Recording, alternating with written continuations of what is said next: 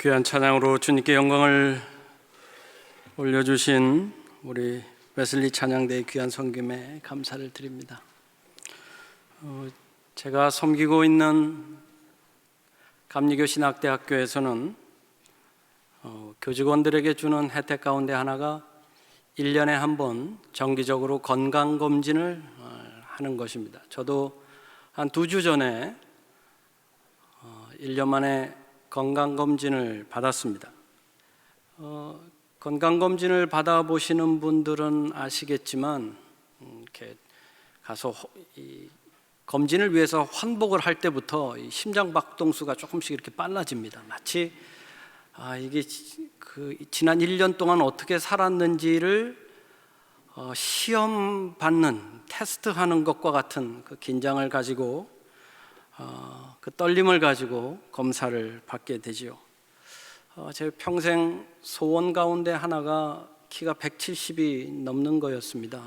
그런데 제 인생 정점은 167을 찍고는 계속 벌써 하얀 곡선을 그리고 있고 좀 키를 키워볼까 하고 뒤꿈치에 힘을 바짝 주고 허리를 꼿꼿이 펴도 이제는 165를 넘기 어려운 그런 현실 속에 살고 있습니다. 그런데 넘지 말아야 하는 몸무게는 왜 그렇게 스물스물 넘어가는지 허리둘레, 혈압, 이 당 수치, 중성지방 이런 수치들은 계속 올라가는 모습을 봅니다. 그러면서 지난 한 해 제가 성실하게 살지 못했던 것을 한편은 반성도 하게 되면서 내년에는 좀 더 좋은 지표를 받아야 되겠다. 마치 100점 만점에 몇 점으로 점수로 딱 찍히니까 더 좋은 점수를 받기 위해서 제 몸을, 건강을 더 잘 살펴야 되겠다. 그런 생각을 해보게 됩니다. 이것은 한편 핑계를 대자면 세상에 맛있는 게 너무 많아요. 왜 이렇게 맛있는 게 많은 겁니까? 특히 저같이 식탐이 있고 먹는 거를 즐겨하는 저에게는 이 음식의 유혹을 끊는 것이 보통 어려운 것이 아닙니다. 20세기 초만 해도 우리 사회는 그렇게 선택의 폭이 많지 않은 아주 단조로운 단순한 사회였습니다. 하지만 오늘날의 세상은 매우 복잡해졌습니다. 기계 문명의 발달로 인해서 우리가 선택할 수 있는 것들이 참 많은 선택의 시대에 살고 있는 우리입니다. 더욱이 많은 것들을 선택해야 되다 보니 그 선택 가운데는 많은 것들이 우리에게 유혹으로 다가올 때가 참 많이 있습니다. 특별히 그 유혹은 물질의 유혹일 때가 얼마나 많습니까? 하루에도 수없이 많은 유혹들을 경험하게 됩니다. 특별히 물질의 유혹이 많은데 저도 간혹 그런 전화를 받습니다. 사장님 좋은 땅이 있어요. 이번에 양평에 좋은 땅 나왔는데 땅 사세요. 그렇게 좋은 땅이면 당신께서 사시지 굳이 저한테까지 그렇게 소개하는지 모르겠어요. 문자로도 수없이 유혹을 하고요. 다양한 정보를 가지고 전단지를 가지고 또는 광고와 홍보 매체를 통해서 우리를 유혹하는 손길들이 얼마나 많은지 모릅니다. 음식의 유혹뿐만 아니라 각양각색의 물질로 우리를 유혹하는 그런 시대 속에 우리는 살고 있습니다. 이와 같은 유혹의 시대에 살고 있는 우리 그리스도인들이 오늘 본문이 선포하는 이 말씀을 통해서 주님은 어떤 가르침을 우리에게 제공하고 싶어 하실까? 더욱이 우리가 사순절을 시작하였습니다. 이 사순절기에 우리는 어떻게 그리스도인으로 살아가야 하는가? 지난 수요일을 성의 수요일로 지킨 우리는 이제 사순절 주님의 고난을 깊이 묵상할 뿐만 아니라 주님에게 동참하는, 그러므로 우리가 부활의 자리에까지 이를 수 있도록 우리가 회개하고 또한 주님께로 돌아가는 시간을 이제 시작하였습니다. 교회는 전통적으로 이 사순절을 시작하면서 오늘 우리가 읽은 이 본문의 말씀을 읽었습니다. 사순절 첫 주일에 이 말씀을 읽는 것이 교회에게 무슨 의미가 있었을까요? 왜 오늘의 말씀, 우리가 익히 잘 알고 있는 주님께서 광야에서 마귀에게 시험을 받으신 이 본문의 말씀으로 사순절을 시작했던 이유가 무엇일까요? 공관복음, 즉 마태복음, 마가복음, 누가복음에는 이 예수님께서 광야에서 시험을 당하시는 사건을 공통적으로 기록하고 있습니다.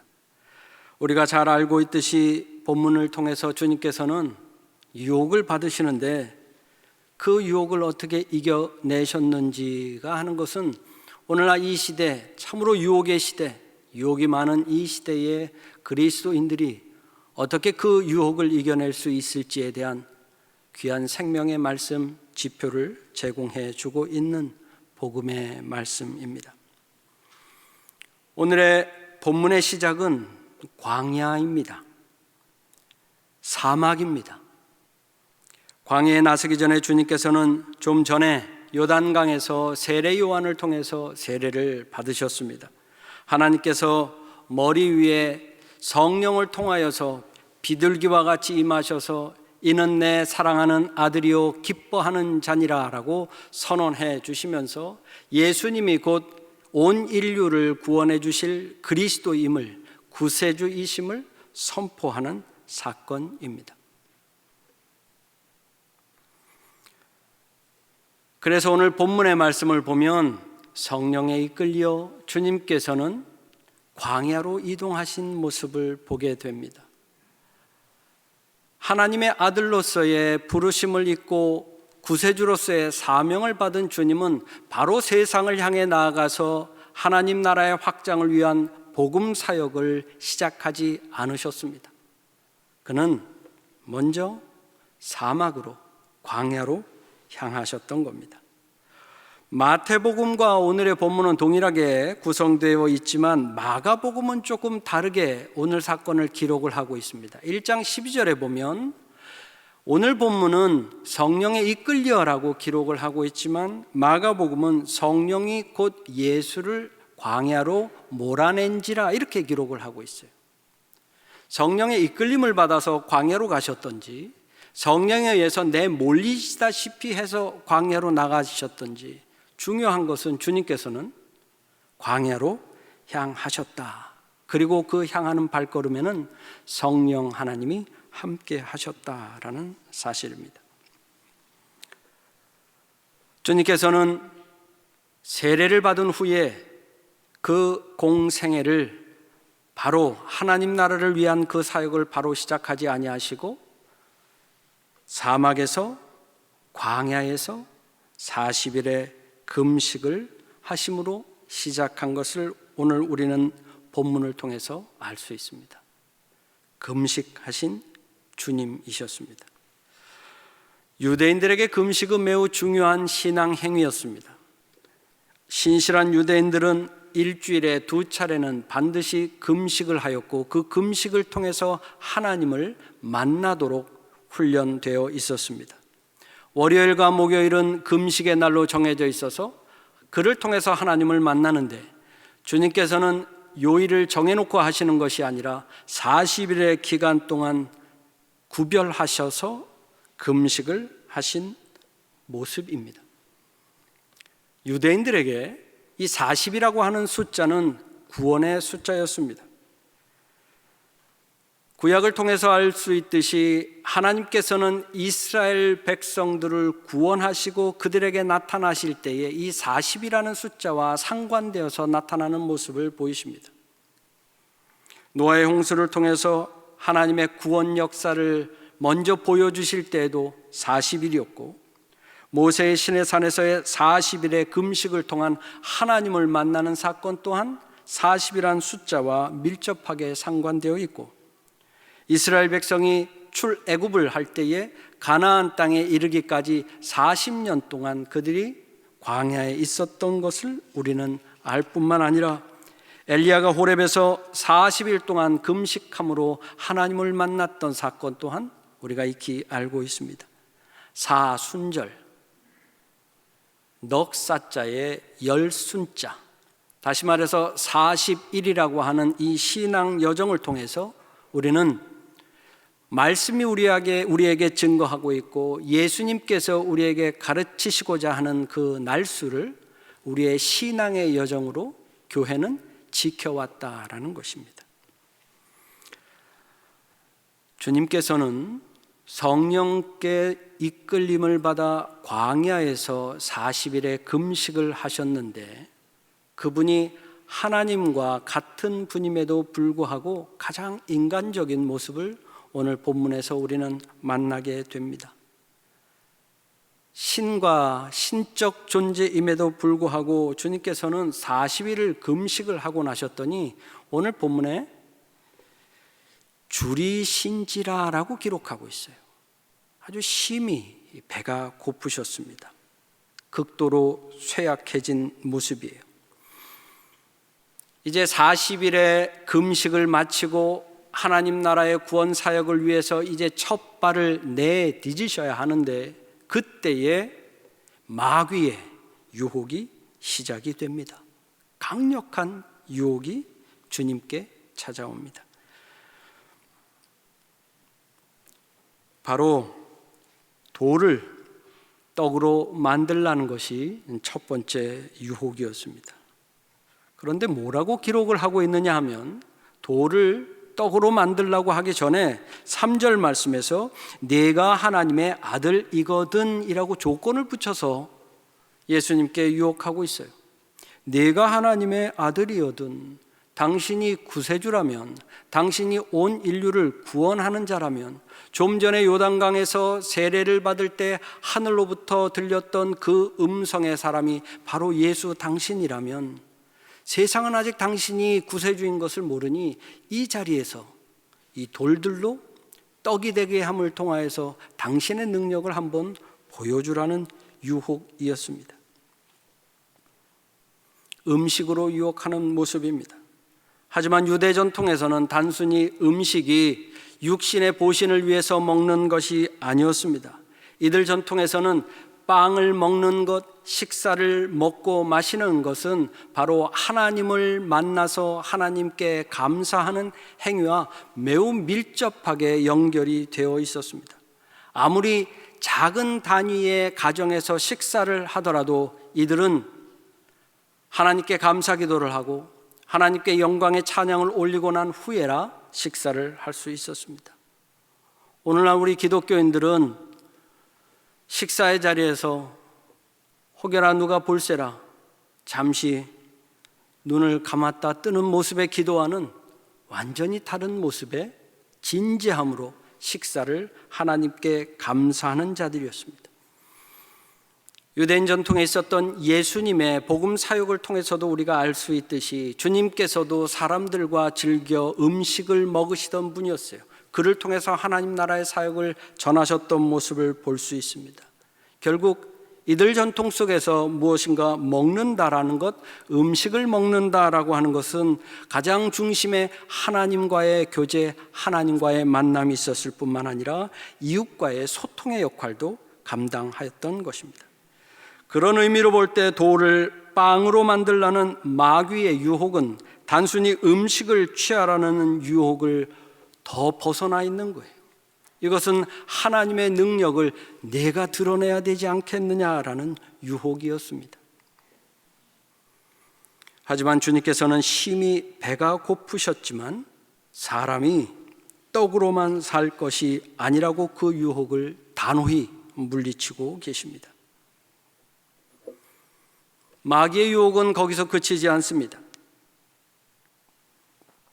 네가 절을 하면 천하만국의 권위와 영광을 주겠다라고 유혹합니다. 권력입니다.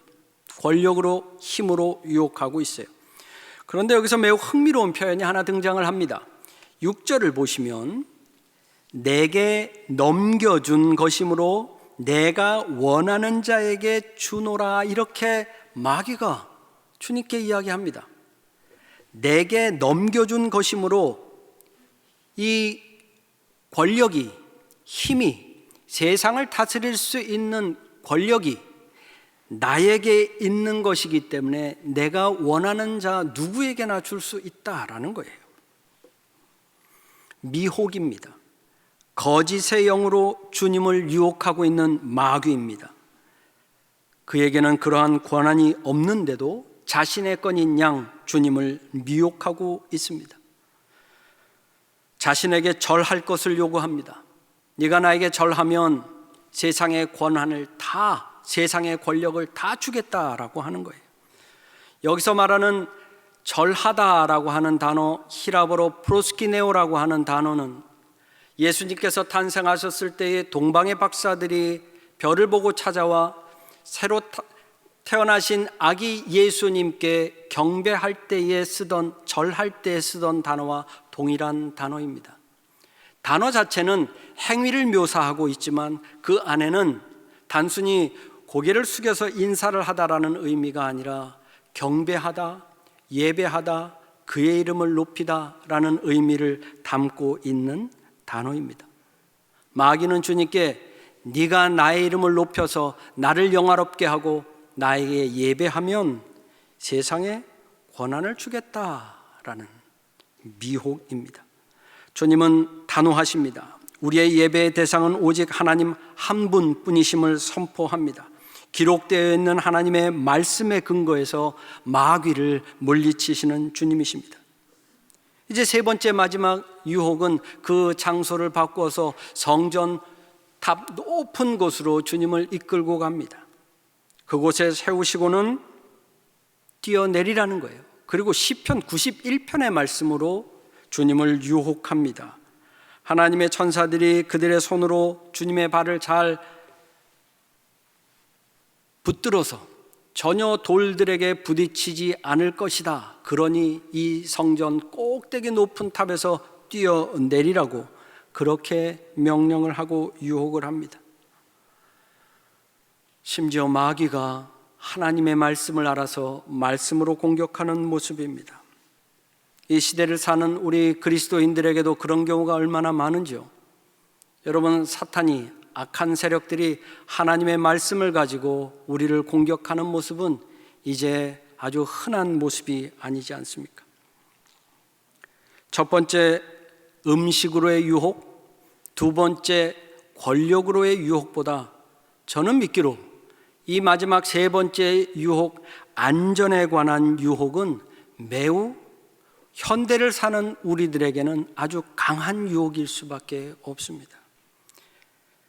지켜주겠다, 보호해주겠다, 내가 너의 안전을 끝까지 책임져 주겠다라고 하는 유혹, 안전을 통한 생명에 관한 유혹이기에 이 유혹은 너무 강합니다. 무방비 상태에 놓여있는 이들에게 방비책을 마련해주고, 살 길을 알지 못하는 자에게 살 길을 마련해주고, 공포 가운데 있고 전쟁의 죽음 가운데 놓여있는 자에게 살 수 있는 길을 제공해 주겠다고 내민 손길이 있다면 그 손길이 어떤 손길이든 우리 인간들은 연약하기에 잡을 수밖에 없고 자칫 그 유혹에 넘어갈 수도 있다라는 거예요. 왜? 우리가 약하기 때문에 그렇습니다. 인간이 유한하기 때문에 그렇습니다. 지난 한 주간 동안 온 인류의 관심은 이전에 우리가 잘 모르던 한 나라에 있었습니다. 우크라이나. 저도 지속적으로 이 땅을 기억하고 기도하고 있습니다. 기독교 국가예요. 기독교 인구가 많은 국가임에도 불구하고 여전히 그리스도인들이 그 땅에서 그렇게 폭넓게 신앙생활을 하지는 않았던 모양이에요. 말씀을 준비하면서 국민일보 미션 라이프를 통해서 본 기사입니다. 그곳에 우크라이나 성서 공회에서 사역을 하고 있는 레이키네츠라고 하는 분이 쓴 기사입니다. 우크라이나는 올 한 해 동안 그 백성들을 위해서 보급할 성경이 다 출판이 되어 있었는데 이미 다 동이 났다는 겁니다. 사람들이 저마다 말씀을 찾는 거예요. 성경을 찾는 거예요.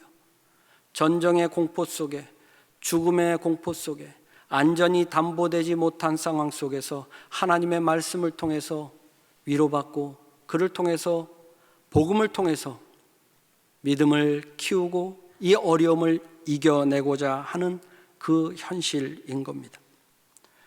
많은 이들이 지금도 기도하고 싶어서 희망이나 위안을 주는 메시지를 듣고 싶어서 전쟁의 공포 속에 있는 주민들이 어느 때보다도 교회를 찾아오고 있습니다 라고 그는 고백합니다. 비록 죽음의 공포, 전쟁의 공포 앞에서 감사하게도 복음을 향해 오는 이들이 있지만 여전히 안전이 담보되지 않았을 때 우리가 느끼는 공포감은 클 수밖에 없는 것입니다. 이런 상황 속에서 마귀는 예수님을 공격하는 거예요.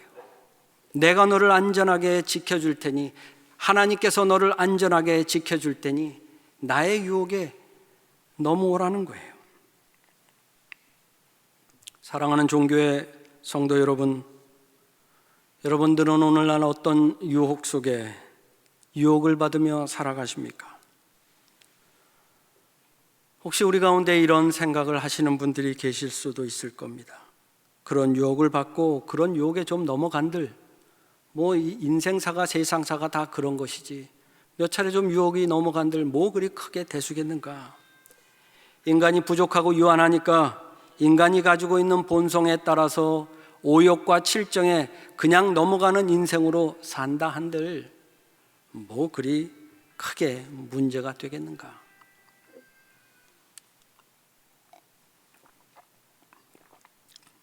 사랑하는 성도 여러분, 너무나 안타깝게도 이러한 유혹은 우리 그리스도인들에게 매우 치명적입니다.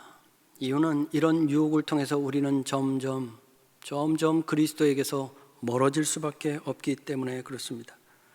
우리를 탕자와 같이 주님에게서 더 멀리 떠나게 하는 것은 바로 이 유혹에서 시작되었고 유혹으로 인함인 것을 우리는 반드시 알아야 합니다. 유혹은 늘 죄와 같은 선상에 서 있습니다.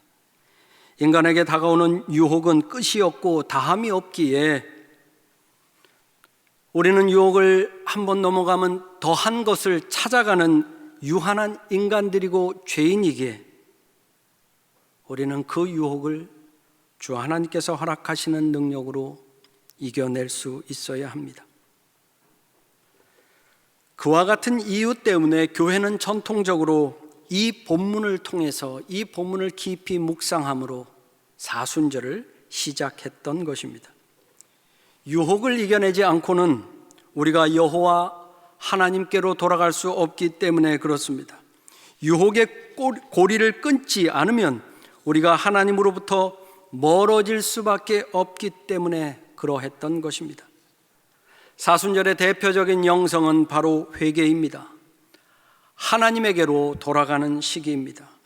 나 중심의 삶에서 내 주도적인 인생에서 더 주님께 돌아가기 위해서 나를 주님께로 맡기는 시기가 바로 이 사순절, 거룩한 은총의 회개의 시간입니다. 사순절은 광야의 시간입니다. 여호와께 돌아가기 위해서 먼저 광야에서 회개하며 자기 스스로를 돌아봐야 하는 시기입니다. 우리들의 삶의 자리에서 우리를 되돌아봐야 합니다. 여전히 우리가 우리의 생각하는 것과 세상의 것들에 집중하고 있다면 이제는 조금 더 주님의 것, 거룩한 것, 하나님의 영이 계시는 곳에 관심해야만 합니다. 상대적으로 생각해 보면 오늘날 사는 우리들은 풍요로운 시대를 살고 있습니다. 힘들고 어려운 시대이지만 그럼에도 불구하고 과거에 비해 볼 때 얼마나 풍성하고 풍요로운 시대를 살아가고 있습니까? 하지만 저는 때로는 이 풍요가 과연 하나님이 우리에게 주시는 선물인가 아니면 마귀의 유혹인가 혼란스러울 때가 있어요. 마치 오늘 본문에서 마귀가 주님을 미혹한 것처럼 내게 넘겨진 것이므로 내가 너에게 준다라는 유혹으로 다가오지는 않는가 하는 것이지요. 풍성함, 풍요로움의 유혹입니다. 코로나 시대를 경험하면서 온라인 예배를 경험하고 있습니다. 어쩔 수 없는 선택이었다고는 하지만 지금 어떤 결과가 우리 교회에 나타나고 있는가? 작년 조사입니다. 700명의 기독 청년들에게 질문했어요.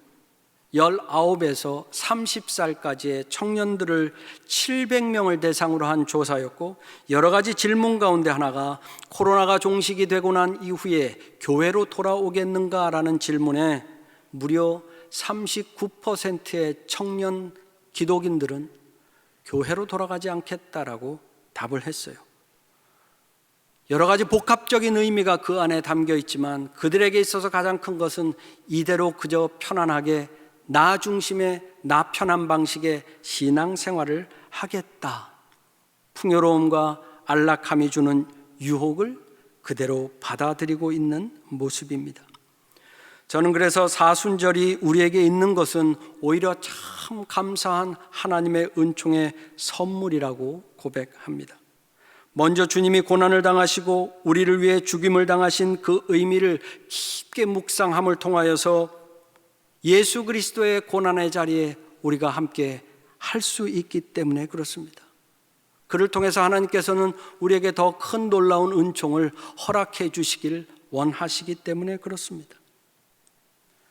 광야에 주님과 함께 서 있어야 합니다. 오늘 본문의 모습처럼 저는 사순절의 영성은 주님이 줄이신지라라고 고백했듯이 우리 또한 줄임이 있어야 할 것이다 라고 고백합니다. 부족하여서 채워지지 않아야 합니다. 사순절은 세상적으로는 모든 면에서 좀 줄여야 하는 시기입니다. 부족해야 합니다. 조금은 더 어렵고 힘들고 배고프고 마음의 아픔과 고통이 있어도 그 자리에 갈 수 있는 신앙의 믿음의 결단이 필요합니다. 노아의 방주에서의 안타까움과 기다림의 40일의 시간이 모세가 시내산에서 하나님 앞에 극도로 기도하며 금식하며 하나님을 만나기를 고대하였던 그 40일의 시간이 이스라엘 백성이 구름 기둥과 불 기둥을 통하여서 만나와 메추라기로 연명하며 광야를 지나고 가나안 땅까지 가기에 그 40년의 시간이 주님이 광야에서 40일 동안 하셨던 그 기도와 금식이 나와는 아무 상관이 없다고 우리가 살아간다면 그러나 하나님이 기뻐하는 모습이 결코 될 수 없기 때문에 그렇습니다. 자녀를 키워보신 분들은 아시겠지만 부모는 자녀를 위해서 온갖 희생을 다하고 최선의 것을 주려 합니다. 그런데 자녀가 부모가 어떤 희생을 치르고 있는지 전혀 알지 못하며 자기 중심적으로 자기 잘난 맛에 살아간다면 그 얼마나 비참한 인생이 되겠습니까? 부모에게도 비참할 것이고 자녀 또한 비참할 것입니다. 하나님은 우리를 구원해 주시기 위해서 주님을 허락해 주시고 그 주님께서는 나를 구원해 주시기 위해서 40일 동안 광야에서 홀로 기도하시며 그 미혹과 유혹을 물리치셨는데 나는 아무 상관없이 살아간다면, 나는 주님과 전혀 상관없이 무관하게 살아간다면 그 얼마나 안타까운 일이겠습니까? 그 얼마나 하나님의 마음을 아프게 하는 것이겠습니까? 사순절입니다. 오늘은 사순절 첫 번째 주일을 우리가 지키고 있습니다.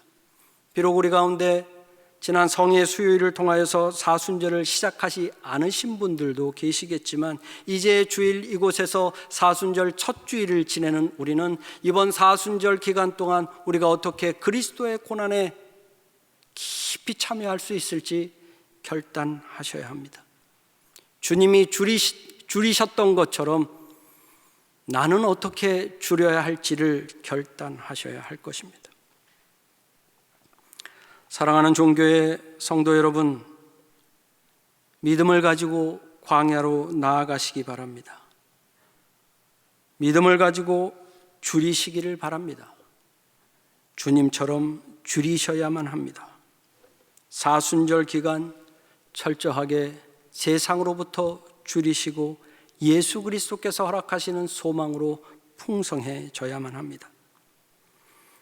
특별히 이번 사순절 기간 동안 우리가 드리는 금식 헌금은 코로나19 이웃사랑 구제 헌금입니다. 우리들의 줄임을 통해서 우리의 이웃이 생명을 얻을 수 있습니다. 우리의 줄임을 통해서 하나님의 이름으로 생명이 소생될 수 있다면, 그것을 통해서 하나님의 영광이 나타날 수 있다면 그 얼마나 주님이 기뻐하시겠습니까?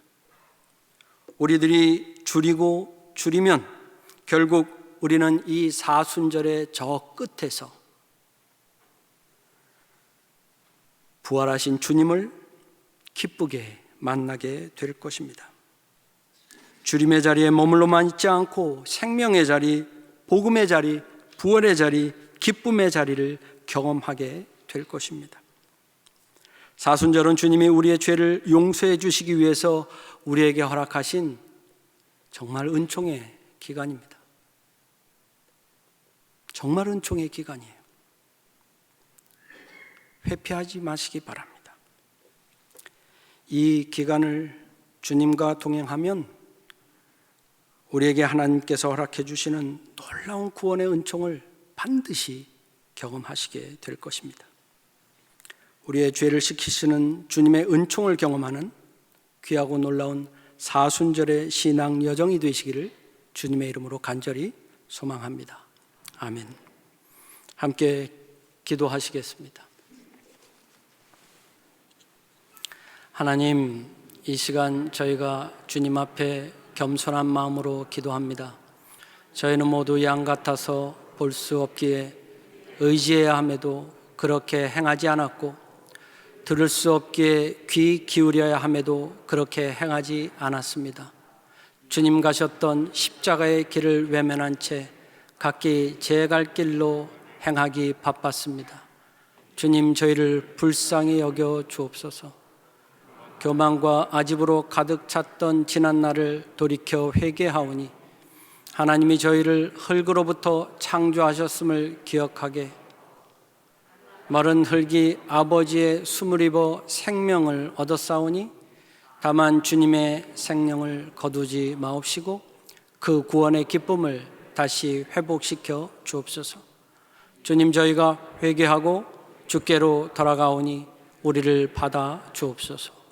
예수 그리스도의 이름으로 기도합니다. 아멘.